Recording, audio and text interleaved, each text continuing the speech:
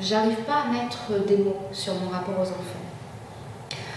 Je dirais pas qu'on est dans un rapport de proximité, et c'est pas non plus de la distance. C'est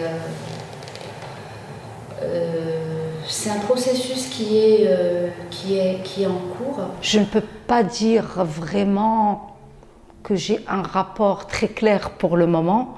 Tout ce que j'essaye de faire, c'est de rester cool, entre parenthèses, et puis de me reposer à chaque fois les questions, de me remettre en question quoi, par rapport à ce rapport. Je compte sur eux pour me faire revenir vers cet âge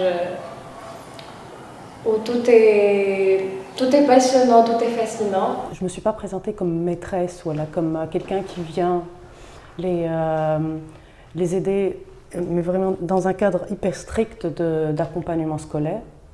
J'essaie de me présenter un petit peu comme un partenaire, voilà, comme ami. Je pense que d'habitude, le rapport avec les adultes, c'est plutôt un rapport vertical. Si tu veux travailler avec les enfants, ça implique que tu sois prêt à contenir toute cette énergie qui est à la fois chaotique et passionnante. La dynamique de l'atelier, c'est un va-et-vient entre notre perception des choses et leur perception à eux. Et c'est la raison pour laquelle on apprend beaucoup en travaillant avec les enfants. Je suis plus dans l'expérience avec eux. Du coup, le rapport lui-même, je le cherche moi-même. C'est de se faire écouter sans leur imposer, sans que ça soit obligatoire en fait. C'est qu'ils m'écoutent et que je les écoute aussi. Souvent, ils se coupent entre eux, ils ne se laissent pas parler. Donc c'est ça le souci primordial. Ensuite, il y a le côté, il y a la violence entre eux aussi. Ils n'hésitent pas à se taper, même en rigolant. Si on veut parler, si on veut dire oui à des difficultés, on peut dire oui, mais moi je préfère dire que non. Parce qu'un enfant, c'est évident, ça va parler, ça va faire du bruit. On peut considérer cela comme des difficultés, mais en fait, on en discutait l'autre jour, Anissa, et on s'est dit que ces difficultés-là font partie du processus, justement. Ce ne sont pas des obstacles à surmonter. Mais je ne le reçois pas forcément comme une difficulté, même si sur le coup j'ai l'impression que c'est une difficulté, mais je ne le reçois pas comme ça. Et je sais aussi qu'il y a des enfants qui ont des difficultés extérieures, que ce soit dans la rue, le foyer, l'école, etc. Donc ici on essaye de faire autrement et de trouver, de garder en tout cas leur joie et leur plaisir.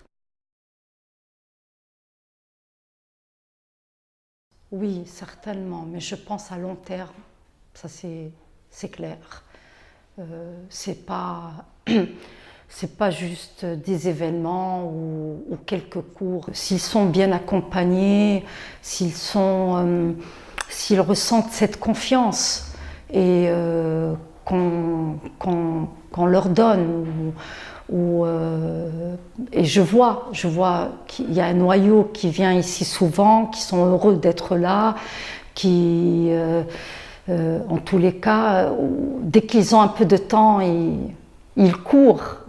On leur a montré un film, un court-métrage de Karl Benani, Potkel. En programmant ce film, je ne pensais pas qu'on allait travailler sur la violence. Le lien, c'était le comique, le traitement du comique. Et en observant les enfants, je me suis rendu compte, en fait, que c'était pas si comique que ça pour eux. Et le débat l'a confirmé.